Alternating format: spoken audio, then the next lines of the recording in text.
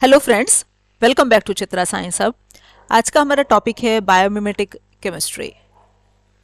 ये जो टर्म है बायोमिमेटिक, इसे ओटो स्किमेडिट ने 1950 में दी थी। और ये हमारी क्या है कि हमारी क्या बायोमिमेटिक केमिस्ट्री, ये एक बॉर्डर लाइन है किसके बीच की, केमिस्ट्री और बायोलॉजी के बीच की एक कनेक्टिंग लिंक है। ये एक बॉर्डर लाइन है जहाँ से इंफॉर्मेशन जो है, आपकी केमिस्ट्री की इंफॉर्मेशन बायोलॉजी में यूज़ हो सकती है और बायोलॉजी की इंफॉर्मेशन केमिस्ट्री में यूज़ हो सकती है। तो ये एक बॉर्डर लाइन है हमारी। Information from chemistry in biology helps us to understand how biological system work. अब जो हमारी इंफॉर्मेशन है केमिस्ट्री से, वो हमारी बायोलॉजी में उसका किस तरह से यूटिलाइजेशन है कि बायोलॉजिकल सिस्टम में बायोलॉजिकल सिस्टम किस तरह से काम करते हैं, ये हमें आपका केमिस्ट्री से पता चलता है कि किस मैकेनिज्म को फॉलो करेगा आपका।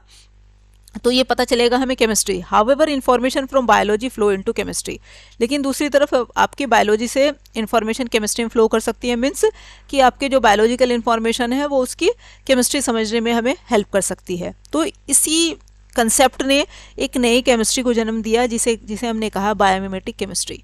दस biomimetic chemistry is a branch of organic chemistry that uses the natural reactions in geometric process as a way to improve the field of organic chemistry.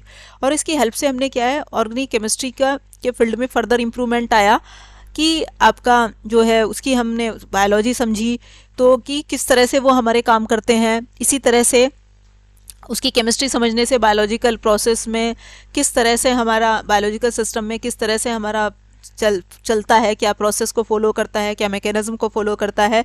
तो उसकी केमिस्ट्री की नॉलेज की वजह से हमें बायोलॉजिकल सिस्टम्स को हम और ज़्यादा अच्छे से समझ पाए।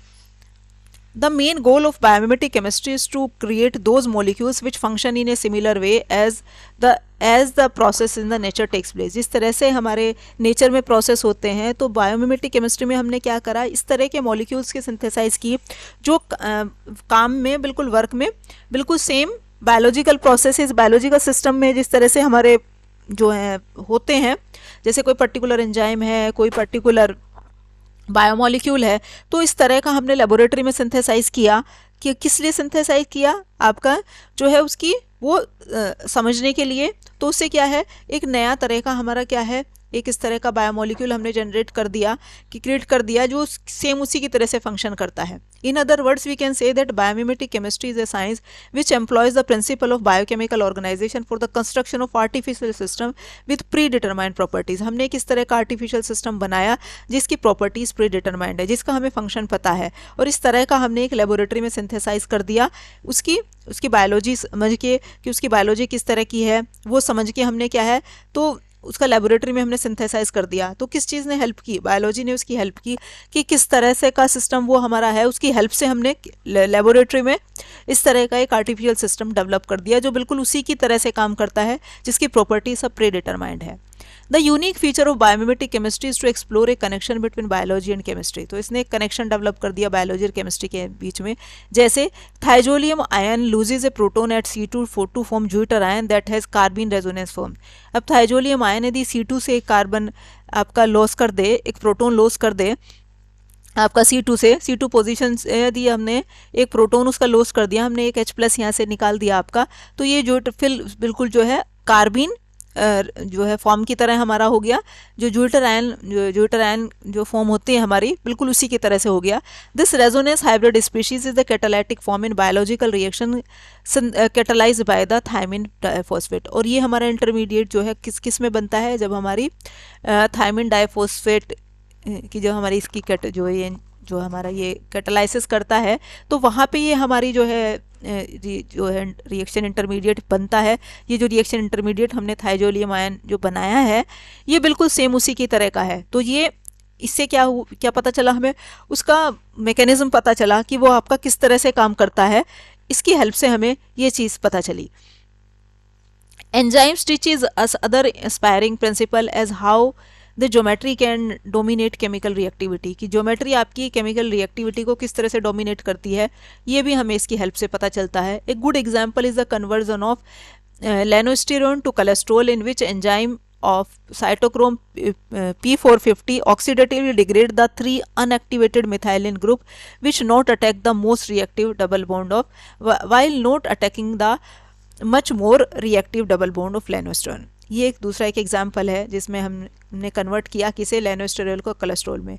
इसमें क्या है, हमारे 3 अनएक्टिवेटेड मिथाइल ग्रुप का हमने ऑक्सीडेटिव डिग्रेडेशन कराया, जो नॉर्मली कंडीशन पे हमारे नहीं होते, जो कि ज़्यादा रिएक्टिव वाले होते हैं, लेस रिएक्टिव वाले कम होते हैं। इसमें क्या है, जो कम रिएक्टिव वाले हैं उनका ऑक्सीडेटिव डिग्रेडेशन हुआ as compare to more reactive.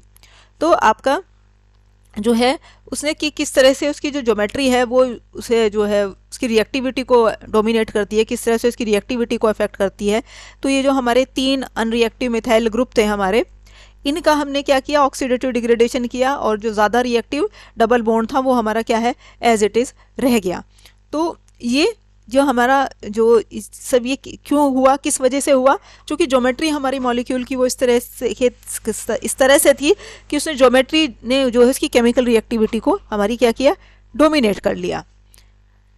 The enzyme mimics were synthesize to intimate the enzyme fully, मतलब उनकी पूरी तरह से उनका पूरा यूज़ करने के लिए जो हमने इस तरह से एंजाइम मिमिक्स हम सिंथेसाइज करते हैं। These enzyme mimics were a metalloporphyrin carrying cyclodextrin group that would reversibly binds to substrate. इस तरह इसमें हम क्या है, एंजाइम मिमिक्स हम इस तरह के मेटल्लो प्रोटीन बनाते हैं जिनके अंदर हमारे साइक्लोडेक्स्ट्रिन ग्रुप होते हैं। साइक्लोडेक्स्ट्रिन जो है हमारे होस्ट मॉलिक्यूल की तरह काम करते हैं, जो रिवर्सिबली बाइंड कर सकते हैं सबस्ट्रेट के साथ। सबस्ट्रेट क्या है, यहाँ गेस्ट मॉलिक्यूल की तरह है, उसके साथ रिवर्सिबली बाइंड कर सकते हैं। तो इस तरह के हम लेबोरेटरी में जो है मेटल्लोपोरफायरिन हम सिंथेसाइज करते हैं। These mimics of cytochrome P450 performed selective oxidation of particular CH group. ये पर्टिकुलर ऑक्सीडेशन करते हैं, पर्टिकुलर CH ग्रुप का ऑक्सीडेशन करते हैं ये जो हमने मिमिक्स सिंथेसाइज किए। In these artificial cytochrome P450 enzyme mimics, hydrophobic binding of the substrate steroid with catalyst was used to achieve the oxidation at the desired site but not the most reactive site। तो इसकी help से मतलब ज़्यादा reactive site पे reaction नहीं होगा, जिस site पे हम चाहेंगे डिजायर्ड साइट पे ही रिएक्शन होगा, डिजायर्ड साइट पे ही ऑक्सीडेशन होगा, ज़्यादा रिएक्टिव साइट पे नहीं होगा। तो ये इसकी हमारी यूटिलिटी है जो हमने ये आर्टिफिशियल साइटोक्रोम P450 बनाए, कि इसमें जो है पर्टिकुलरली जिसका हम ऑक्सीडेशन चाह रहे हैं उसी का ऑक्सीडेशन होगा, ये नहीं कि ज़्यादा रिएक्टिव का होगा और वो चूँकि लेस रिएक्टिव है उसका नहीं होगा। तो ये हमारा इसका क्या है, इसकी सिंथेटिक यूटिलिटी है। तो ये था हमारा आज का टॉपिक। Thank you.